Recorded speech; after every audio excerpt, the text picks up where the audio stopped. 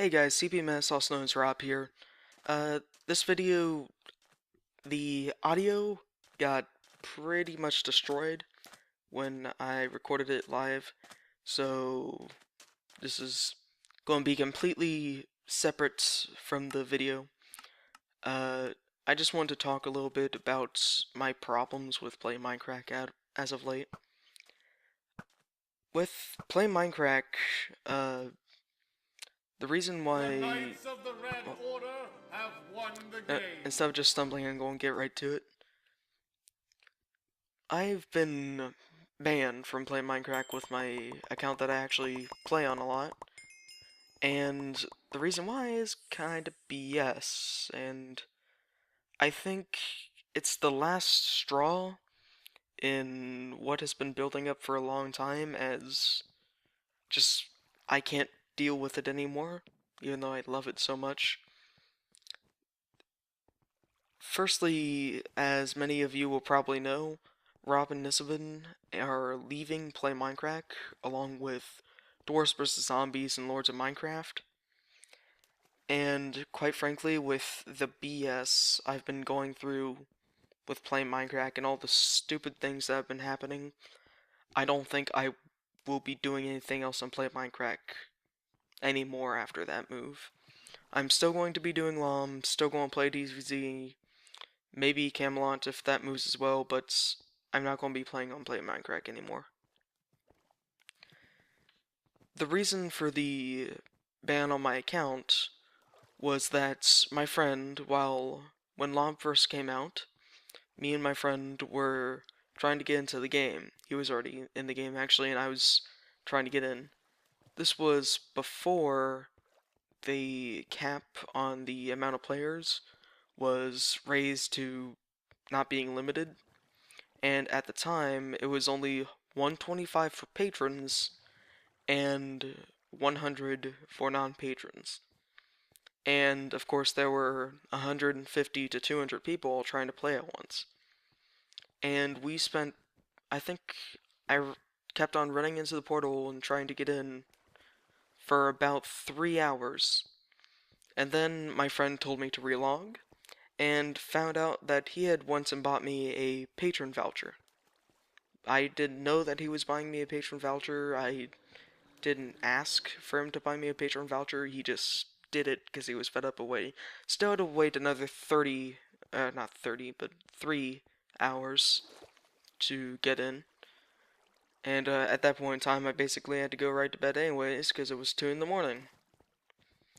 But yeah, and what happened is he used the wrong card, apparently, when he got me the patron, so he had to recall the charge, and he had sent in a ticket to play Minecraft saying, I had to do this, can we work something out, I'm willing to pay the charge, yada yada, just tell me how you want it to be done and I'll do it. Well, because the patron he bought, the patron voucher, went to my account and he recalled the charge, not only have they not worked with him to fix the problem, also they permabanned both of our accounts. Not just his, but mine as well. And during the time I had the patron, I didn't even use it in the first place. But I still got banned. And I figured, okay, that's just how the system works. I'll just send in the ticket and it'll be solved. Well, I sent in the first ticket and it was in for 2.5 weeks. And then I sent in a second ticket that was restructured with the knowledge I had gained since that first ticket. Like the first one, I didn't even know what chargeback was because I had never bought anything. I'd never attempted to buy anything. Still haven't. But so I sent in the second ticket, and the response I got, they like it seemed like they were trying to incriminate me of something, and it was ridiculous. They also said that they couldn't look into it at all, and I can understand that with Rob and Nisabin moving, they're in a big transition period, and it's taking a lot of The red resources. team has But taken the castle. if they're able to, if they have all these things that you can buy, then they should have a system in place where they can check who buys what, right? And apparently, all they know, or all they, at least all they bothered to look up, was that I was banned for chargeback. And apparently they don't have any way to investigate further. They said it would certainly not be within my timetable, is what they said. And, that's just, that's bullcrap. If you have if you're going to sell all these different things and people can buy them for their accounts, and especially when they can buy them for other accounts that aren't theirs, and if something gets screwed up, then a permaban happens. If that's the case, then they should at least record who buys what. But apparently they don't. And that was just the final nail in the coffin, really. I had been noticing over the past several weeks that I've been, well, really since it started, I've noticed that with playing Minecraft, I don't, as well as many people don't, bother with the Minecraft part of it. And the only interesting games, really, are Camelot, Dwarves vs. Zombies, and Lom, and King of the Golden Monocle, all of which are more so, well, they're more so Rob's stuff than it is Minecraft. It's not related to Minecraft in any way. And what do they actually have that's Minecraft related? They had the museum, which was awesome, but you can only, it's just maps, and all you do is walk around and look at stuff. It only takes you so far. And then the Minecraft survival games, which is honestly the most poorly managed survival games in Minecraft that I have ever dealt with. Just the entire setup is terrible. And, since I've been playing since beta of the Play Minecraft server, way back in middle of December. And so, I've been playing for 8 months. And with this chargeback thing, they didn't think that maybe this guy that's been playing for 8 months and has never been reported for anything and has been playing consistently and has been active on the Reddit,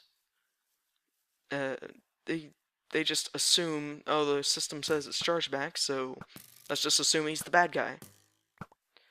And not only did I not have any say in the matter, but also my friend had sent in a ticket saying, hey, I had to do this, can we work it out real quick?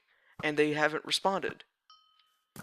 And then they go to my ticket, in which I linked his ticket where he talked about how he wanted to work something out, and they seem to have completely ignored it. It's like they saw chargeback and just forgot about it. And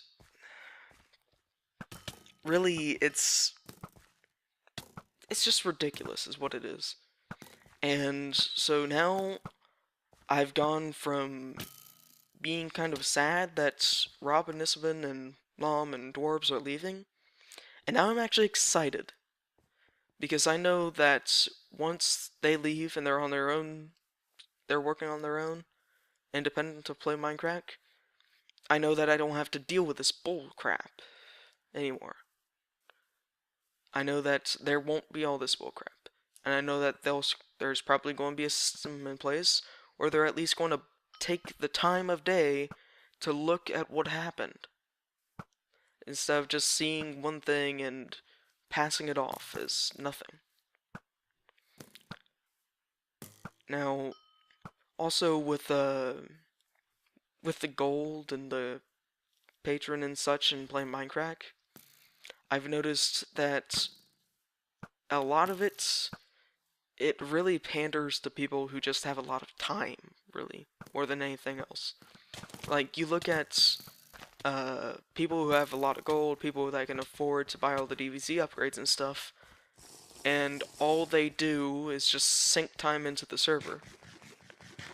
And that's not really a good thing to have. You have to consider that there are people that have school, there are people that work, there are people that don't have the time to play 5 games of DVC every single day. And yet the system it seems like it's based around that. And it offers advantages in almost every one of the games that you can spend gold to get upgrades and such. Now, with Camelot, it's mostly okay with the different classes and stuff. That's cool. The cosmetics, it's fine. Same thing with dwarves. The cosmetics and classes, though there's not really classes in dwarves, that's all fine. But then you get into stuff like the straight up damage boosts. Like, or the proc. You need to use gold to buy the proc in dwarves. And those are things that are essential to being good at the game.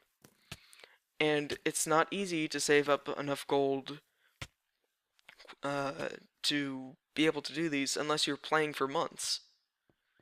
I mean, it probably takes an entire month's worth of gold for a person that doesn't have a lot of time in order to, for instance, get all the ranger upgrades to be on par and have a chance of being a ranger on the leaderboards.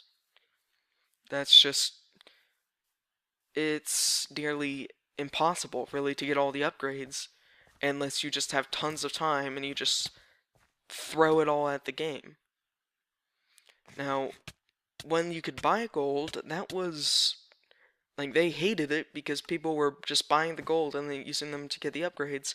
But most of the people that were buying that gold, they were the people that didn't have the time to sink into the game. And really, if you're going to be mad about, or if you're going to be disappointed about people buying the gold and sinking it up into upgrades, which give them advantage, then why do you give the advantage to people that play all the time? Why don't you make all that stuff, the cosmetics and the ability to be a hero and stuff like that, where you do need experience or it's not necessary? When you have a distinct advantage, it can't be, like, a distinct advantage can't be something that can be bought either with time or with gold. That shouldn't happen. That can easily break the game, and that can make newer players feel terrible because they're surviving 5 minutes in dwarves instead of these people that survive for 50 because they have wiggly wrenches and the lamps and all that crap. And it's just kind of ridiculous at that point. And Camelot is the same way with some of its stuff. It has all these different classes, which are awesome. They're expensive as heck, but they're still reasonable. But then you get into some upgrades, like the jump potion for the ranger classes. That's a big game changer that completely changes the way you play the game and gives your team an advantage. If all the rangers on your team have those jump potions and all the rangers on the other team doesn't, then your team has the distinct advantage. And again, that's not okay. And I don't know why they think it is okay, but it's not. And maybe it would be nice if they did something like in Dwarves with the mob upgrades. Maybe if they did that with Camelot to get the jump potion and stuff like that, maybe then that would be okay. Or just, give every ranger a jump potion. Make them limited for all I care, and then make you have to buy the one that's unlimited. Doesn't matter, just don't make a distinct advantage that can be bought with time and or money. So, that's most of what I wanted to talk about. Yeah, that's most of what I wanted to talk about. Also, some people are really excited The red for the team has plot server taken that's the supposed to field. replace Lords of Minecraft, but I just want to remind everybody that, at least if it goes according to what they're saying right now, it's going to be pretty dang different. It's going to be a straight up plot server. There's not going to be roleplay. There's not going to be any of that. So, at least in my opinion, and this is another big reason why I'm just going to be probably done with playing Minecraft after the move, is that a The straight blue up plot team server controls the castle. is boring as hell. And you know, it's nice to see people being creative in whatever way they want and stuff like that. But think about it, you're taking away the roleplay, and yet I can imagine that you're still going to have to be buying the plots and buying the blocks with in-game gold, and that gold is expensive, yeah. It's expensive with time or money, especially time. Very much especially time. And so what you'll end The up red with team is has taking taken away the defeat. roleplay part. You'll just have people like these people that have so much time and they just build up something nice, and then you'll have all these new people that don't have the time to sink into getting gold, and they'll have to deal with whatever they have. And in Lords of Minecraft, with the roleplay, that's fine, because not only are the different areas different prices, but the theme goes with that, and the roleplay goes with that. A person in the Pauper District, for instance, has a lot more limited options to what they can really do, because those are going to be the people that don't have as much gold. Meanwhile, people in, say, the Magic Quarter or Nature's Grove, those people have more time or more money to have more gold, and so they're going to be less limited. And you can see the Pauper District is fairly straight up, everybody's similar. They're all different, but they're fairly similar because they're very limited by the amount of blocks that they can use. And then you look at, say, the Magic Quarter, and you have anything from small houses to giant towers. And the roleplay fits with that because those are wizards. They have big towers and they're well off. Cloud The District is a bunch green of team rich has people, taken so that's why defeat. they have giant all these giant buildings and stuff. That's the people with more gold.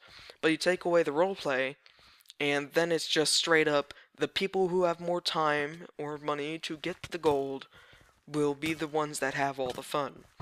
Because then you can't have, uh, then the people that don't have that time and money to invest into it are going to feel legitimately poor in comparison and might even feel screwed out of something. Meanwhile, in roleplay scenario, they feel like, yeah, that fits in. I'm a pumper. I'm yada yada. I'm working with what I got. Versus just I'm poor because I don't have time or money for this. And I'm worried that that will ruin the plot server. I I want to make something clear. I don't want Play Minecraft to fail after the move. I just feel like the kinds of people that are going to start playing are just going to be all the Minecrackers fanboys and fangirls. And everything is going to be based around solely Minecraft and these Minecraft members. So, in the plot server, then what's going to happen a lot is you're going to have a lot of those, like I said, fanboys and fangirls, and these people are probably, I think, going to ruin whatever part of the community doesn't move on with Rob and Nisabin. Because, quite simply, fanboys and fangirls fight. They fight a lot. And though Play Minecraft still has a bit of fighting now, compared to what it is, compared to what it will be, but once all these fanboys and fangirls start playing, it'll it'll ruin the community, really. I The I Knights of believe the it will. Green Order have And won the game. maybe if the moderators really step up their game, if the support team really step up their game, then those kinds of people can be filtered out really quickly and a nice community will be set up. But it won't be anything like it is now. It won't be anything like it has been for the past months and months. And I'm not sure if I want to be part of this new community. So, I will be moving servers, I guess, moving communities, along with Robin has been in the rest of the community, and I don't think I will be looking back. I will certainly pay attention, and who knows, maybe something great will come out of it, but I have a really strong feeling that there won't be a good outcome. Well, hope for the best, I guess. My name has been CP Metis, also known as Rob, and thank you for watching. Hello ladies and gentlemen, my name is CP Metis, also known as Rob here at the end just to let you know of a few more things. On the screen right now you'll see links to several of my playlists. These include CP Plays, which is my generic, just anytime I have a CP Plays video of any game at all, really.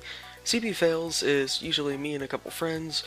These can be failed recordings or just us sucking at a game, multiple different things. Rob's Spotlight is one of my more refined series where I talk about a game that you might not have heard of or maybe you might have missed.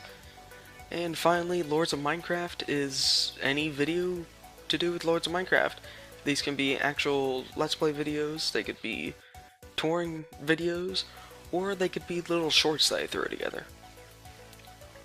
Thank you for watching. Please remember to like or dislike and subscribe. See ya.